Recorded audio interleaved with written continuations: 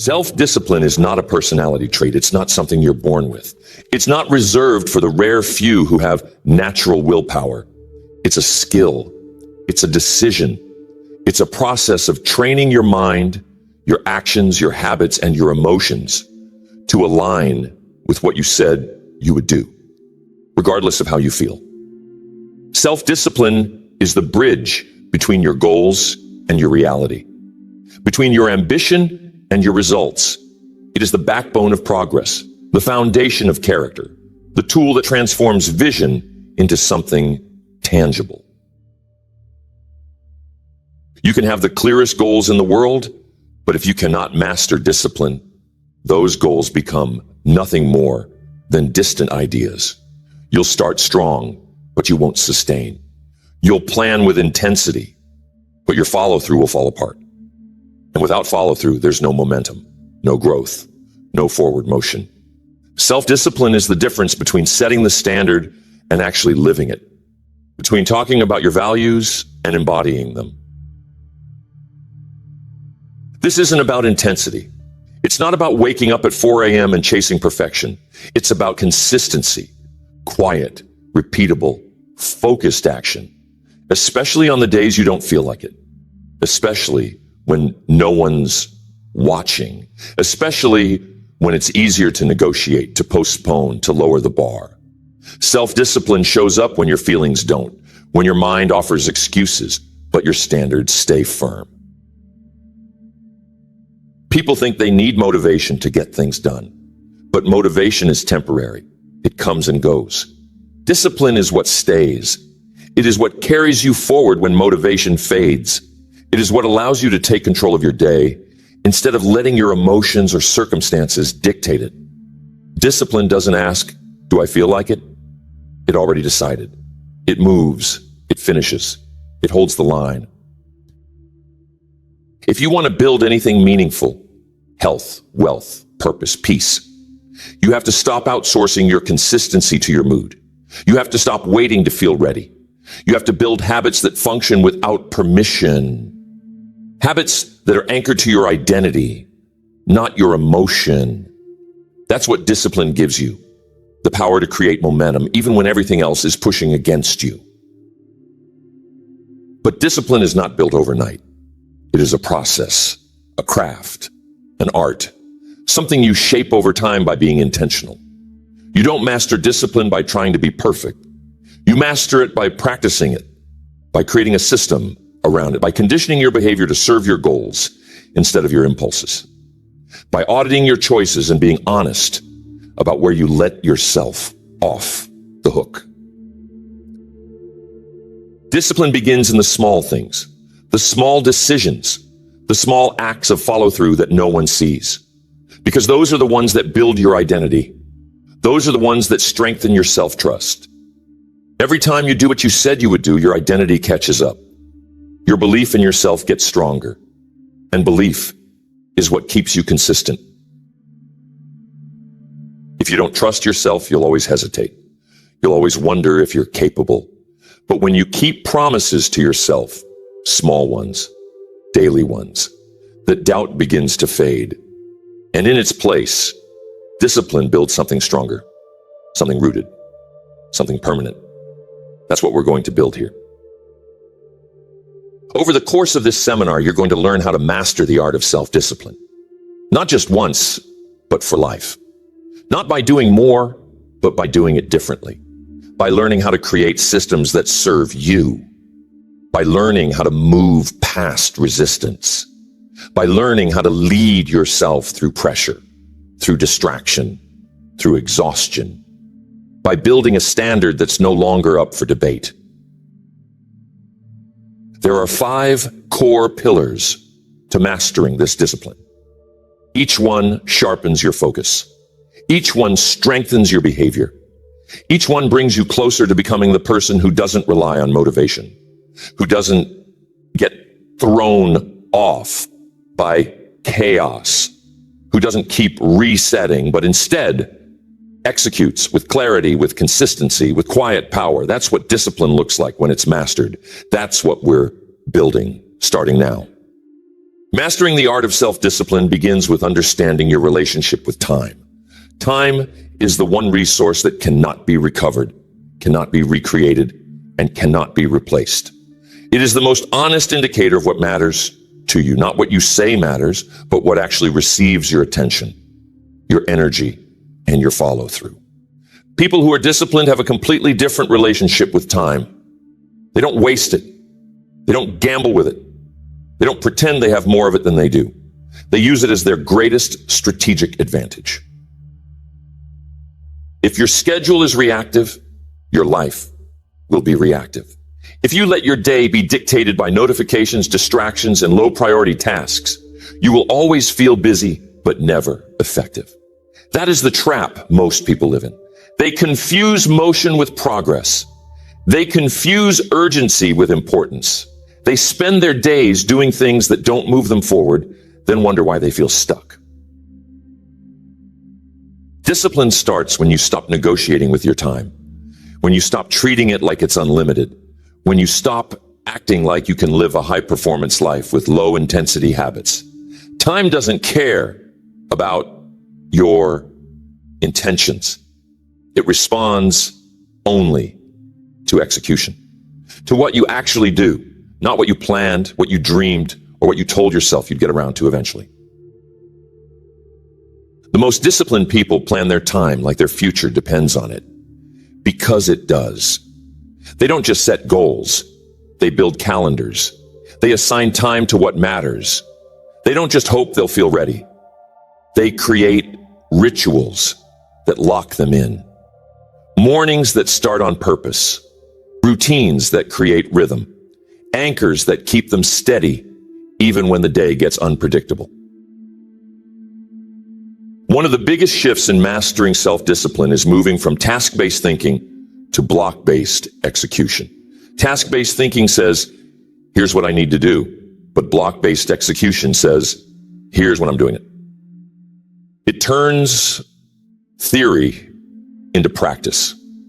It removes decision fatigue. It eliminates the option to delay, because the moment something has a time assigned to it, it goes from idea to instruction. The reason most people don't follow through is not because they're weak. It's because they haven't structured their time to match their ambition. They haven't created boundaries. They haven't said no to the things that constantly distract them. And every distraction that gets in becomes a permission slip to drift, to delay, to put off the things that actually matter. Discipline is about saying no to urgency that isn't aligned, saying no to inputs that hijack your clarity, saying no to people who don't respect your schedule because they don't respect their own. Every no you say to the things that don't matter creates space for a deeper yes to what does. That's how you protect your time. That's how you protect your energy. It's not just about time management. It's about time ownership. When you stop blaming the day, the clock, or the chaos, you start leading your time like it's yours to command. And when you lead your time, you start leading your life. You stop waking up in reaction and start moving in rhythm. But this only works if your calendar reflects your character. It's not enough to write things down. You have to execute on them. And if your calendar is full of things that don't build you, don't grow you, don't align with your vision, then your life will reflect that clutter. Every minute you spend out of alignment becomes a cost, a tax, a weight on your potential. So you audit, you get honest. You look at your week and ask, is this the life I want to live? Does this schedule reflect my values? Am I spending time on what I said matters most? If the answer is no, you don't wait to change everything. You change one thing, one block, one commitment, one habit that aligns you with who you want to be. Because self-discipline isn't about being perfect. It's about being aligned. It's about honoring your word through your time. It's about creating structure that reflects who you are, not who you used to be. And structure is what makes discipline sustainable. It removes the pressure to rely on motivation. It gives your life a rhythm that holds even when your energy doesn't. You don't master discipline by trying harder. You master it by thinking clearer. And when you start with time, everything else follows. Because how you spend your time is how you spend your life. And if you want your life to reflect your highest potential, your calendar needs to look like it. Mastering the art of self-discipline requires redefining how you deal with resistance. Resistance is not the enemy. It's the invitation. It's the friction between who you are and who you're becoming. It's the tension that shows up every time you try to grow. Every time you try to break an old habit, create a new standard, or stretch into a higher version of yourself, resistance will try to meet you there. And if you treat resistance like a sign to stop, you'll never break through. You need to understand that resistance isn't personal. It's mechanical. It's what your brain does to keep you safe, familiar, comfortable. It's a defense mechanism built to protect your survival, not your expansion. But if you don't learn how to override it, you'll confuse protection for purpose. You'll convince yourself you're being wise, when really, you're just being safe. The people who are the most disciplined don't wait for resistance to disappear. They've simply learned to move through it. They've trained themselves to expect it, to meet it without panic, to recognize it as part of the process. And in doing that, they've separated their behavior from their feelings. They no longer wait to feel right, to do what's right. This is where self-leadership really begins. When you can feel resistance fully and still take action. When you can notice the voice that says, you're not ready, and say, that doesn't matter. I'm still going. When you can wake up tired and still execute. When you can face doubt and still move forward. That's discipline. Not the absence of resistance, but the presence of resolve. You build that resolve through repetition, by showing up anyway, by building a track record of action despite resistance. And over time, that resistance begins to weaken. It doesn't disappear, but it no longer leads. It no longer owns your decisions. It no longer dictates your standard. Resistance shows up strongest right before you level up. It intensifies when you're close to breaking an old identity, when you're getting too consistent, when you're getting too focused. That's when your mind will try to pull you back, because familiarity is safe, and progress threatens that safety. So if you've been feeling more resistance lately, it doesn't mean you're off course. It probably means you're on track. That's why discipline isn't built on ease. It's built on awareness. Awareness of how your patterns try to protect you. Awareness of how your mind reacts to discomfort. Awareness of when you're operating from vision versus when you're operating from fear. That awareness is what gives you leverage. And with leverage, you can choose differently. One of the most powerful ways to train discipline through resistance is to make your actions small but non-negotiable. When the pressure is high, the habit doesn't have to be impressive. It just has to be done. 10 minutes of writing, 5 minutes of journaling, a walk around the block. Whatever aligns with your identity, do it. Not because you feel like it, because it keeps the standard alive. Discipline dies in negotiation. It dies when you start asking if you really need to today. So you remove the conversation. You act first. You feel later. You train the muscle of movement. And the more you train it, the stronger it gets. Until resistance stops being a red flag and becomes a green light. You train this by deliberately doing hard things on purpose, not to suffer, but to strengthen. You challenge yourself in controlled environments. You push your limits daily, not just when life forces you to. Because if you only grow when you're forced to, you're always playing defense. But when you choose challenge before it chooses you, you start leading your own evolution. This doesn't mean every day is a war, but every day should contain some friction, some stretch, some challenge that reinforces that you are in charge, not your comfort, not your fear, not your fatigue. You are. And that reinforcement, that's how you master resistance, not by avoiding it, by proving day after day that it doesn't get to win. Mastering the art of self-discipline requires you to eliminate the emotional dependency on motivation. Motivation is emotional fuel, but it's unstable. It rises and falls with your mood. It comes and goes based on how exciting the thing feels or how smooth your day starts. If your behavior is dependent on being motivated, then your consistency will always be fragile. Discipline, on the other hand, isn't based on emotion. It's based on identity and execution. The problem isn't that motivation is bad. It's that it's unpredictable.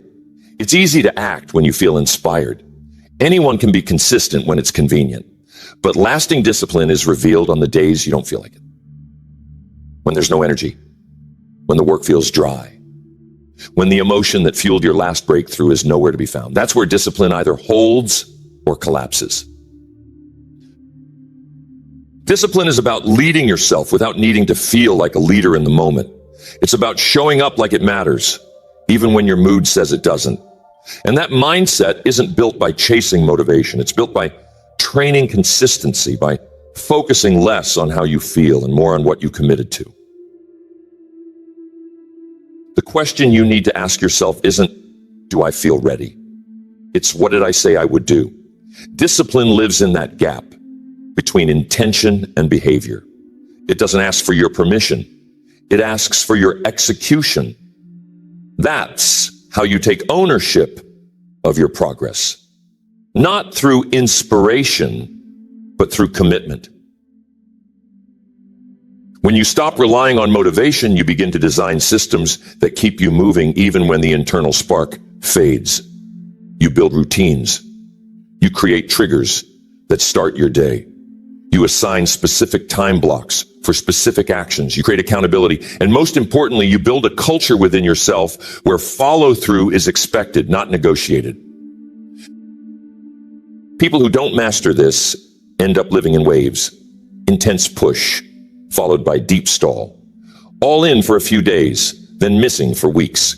Their life becomes a loop of restarts and remotivation. They keep looking for new plans, new hacks, new sources of energy. But the problem isn't the plan. It's the lack of discipline to follow through on the basics. If you want to change that loop, you have to change your questions. You stop asking, how do I stay motivated? And you start asking, how do I stay consistent? You stop looking for excitement and start looking for structure.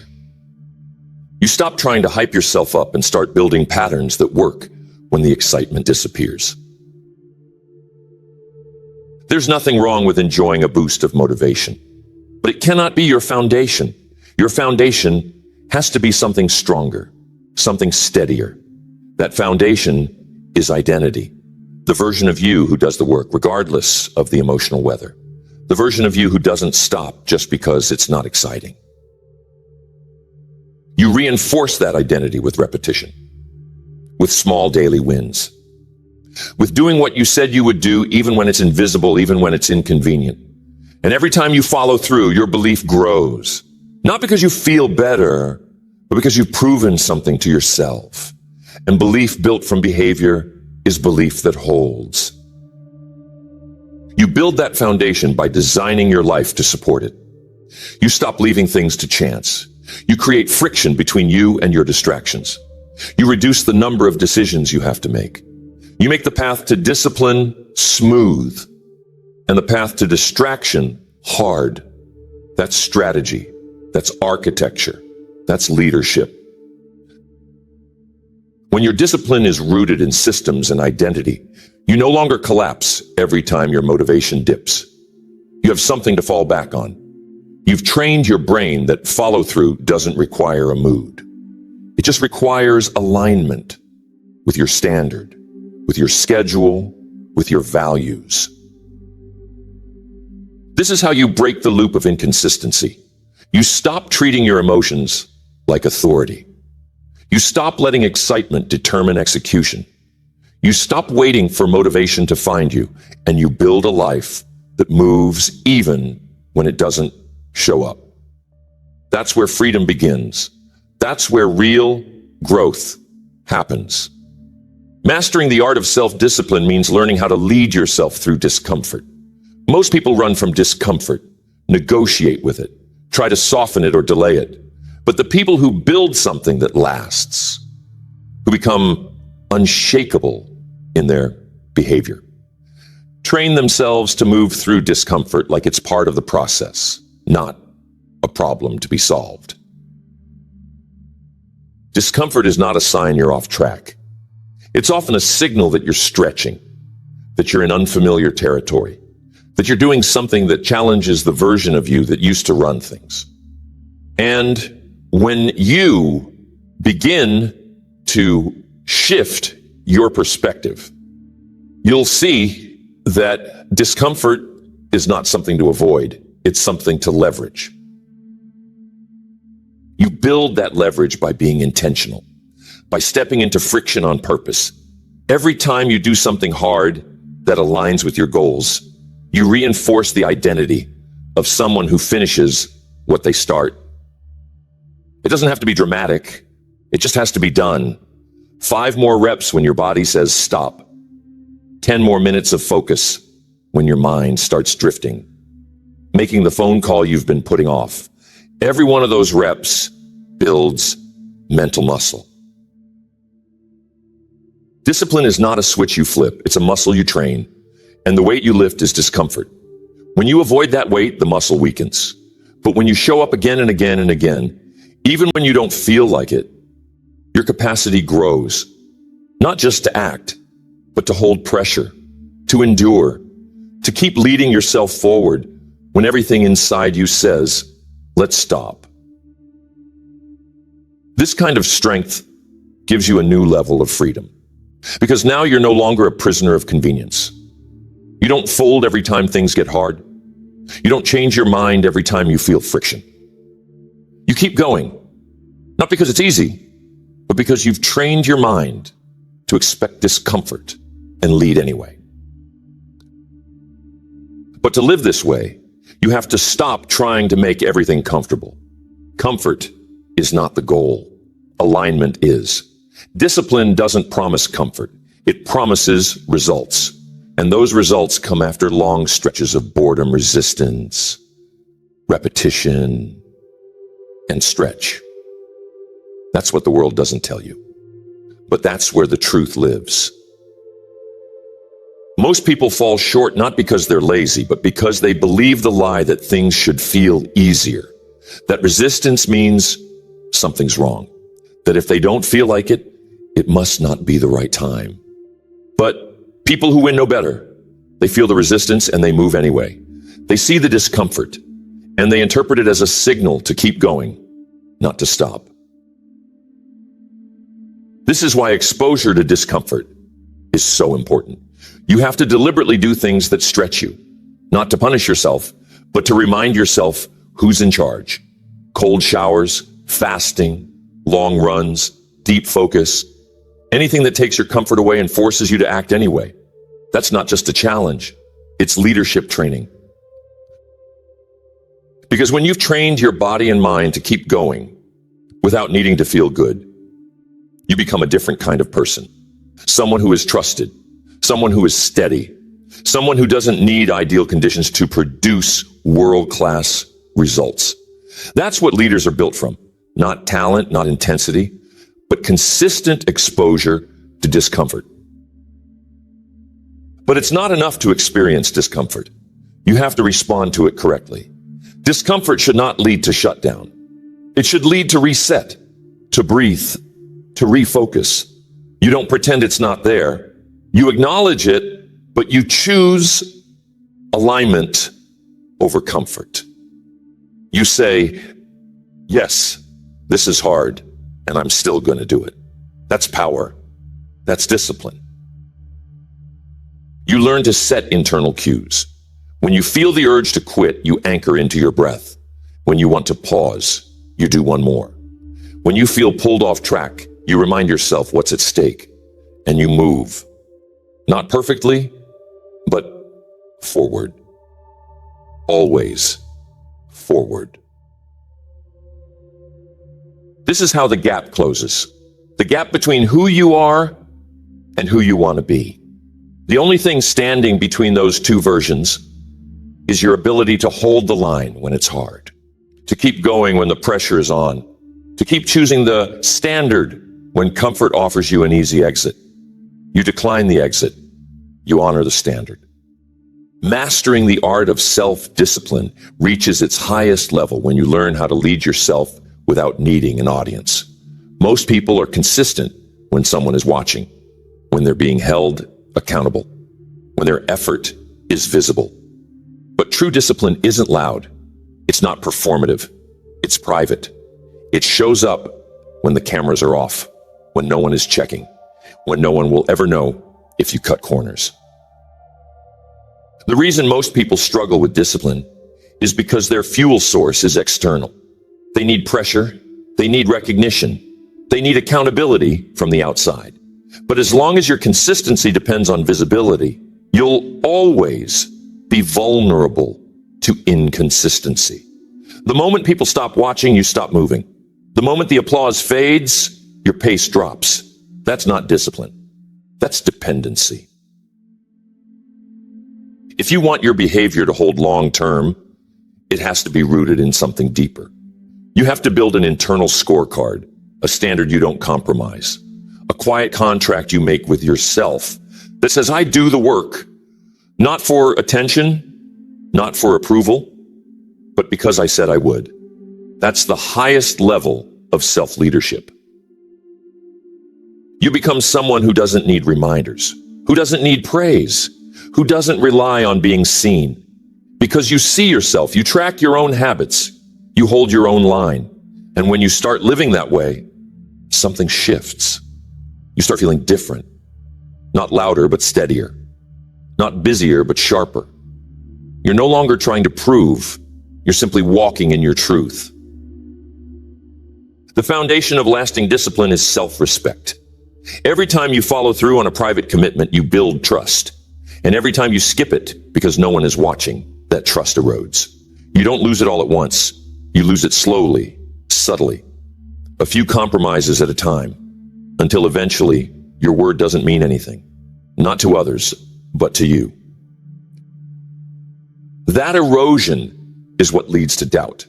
Not because you're incapable, but because you stop being consistent with yourself. And the only way to rebuild that belief is to start showing up when no one's clapping, when it doesn't feel urgent, when it doesn't feel glamorous. You show up anyway. You do the work anyway. That's the version of you that becomes unshakable. The one who leads from standard, not spotlight. The one who builds quietly, consistently, relentlessly. And when people finally notice, you're already 10 miles down the road. Because you didn't wait to be seen. You were too busy becoming. This approach doesn't mean you isolate. It means you lead. You can still have community, still have mentors, still have support, but your behavior isn't tied to it. It's supported by it, not fueled by it. You don't collapse when the support fades because your habits don't depend on it. That's maturity. That's freedom. You don't build that level of self-discipline overnight. You build it through quiet reps, through honoring commitments that no one knows about, through training your nervous system to follow the plan, even when the payoff is months away. Through remembering that the goal is not to impress, it's to improve.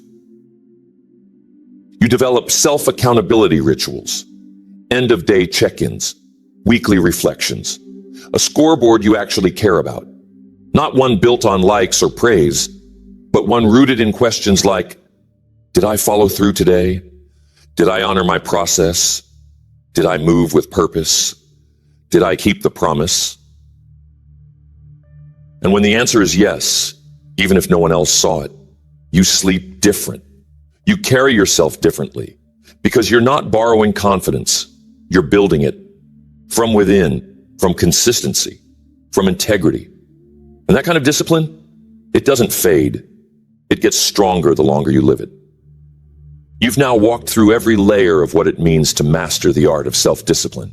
Not the surface level version, not the cliche version, the real thing, the structure, the identity, the habits, the system, the mindset. You've studied the tools that build it, the traps that break it, and the patterns that shape it. Now the only thing left to do is live it. You've seen that discipline is not based on how you feel. It's built through alignment with your values, your structure, and your schedule. It's not about waking up inspired every day. It's about waking up committed. You know now that the people who stay consistent don't wait for motivation. They live through system. You've studied how to respond to resistance, not to avoid it, not to fear it, but to recognize it as a sign of growth, to feel it fully and act anyway. You now know that real discipline isn't the absence of struggle. It's the refusal to surrender to it. You hold the line not because it's easy, but because it's who you are. You've dismantled the myth that you need to feel ready. You've learned to move first, to act before doubt wins, to take the next step, not when it's convenient, but when it's required. You've shortened the distance between knowing and doing. That's the mark of a person who leads themselves well. You've understood that discomfort isn't a red flag. It's a sign you're in motion. That challenge is the training ground for capacity. That every time you do what's hard on purpose, you reinforce a powerful truth. You don't need comfort to be consistent. You don't need ideal conditions to be excellent. You've reinforced the power of acting without an audience, the strength of private consistency, the identity of someone who doesn't require applause to finish what they start, the kind of person who keeps their own score, who leads from principle, who keeps their word even when no one's watching. That's a level of discipline most people never reach, but now you're living it.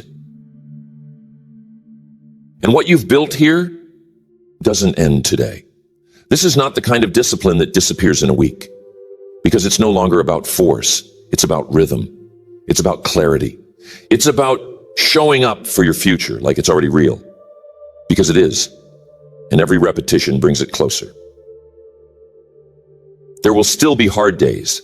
There will still be pressure. There will still be moments when your mind tries to pull you off track. But now, you don't flinch. You don't fall back. You don't restart the cycle of someday, because you know what to do. And more importantly, you know who you are. You are someone who holds the standard, who keeps the promise, who leads with clarity, who finishes the day aligned. That's not hype. That's not performance. That's discipline. And when you live this way long enough, your life starts to reflect it. Not just in what you accomplish, but in who you become.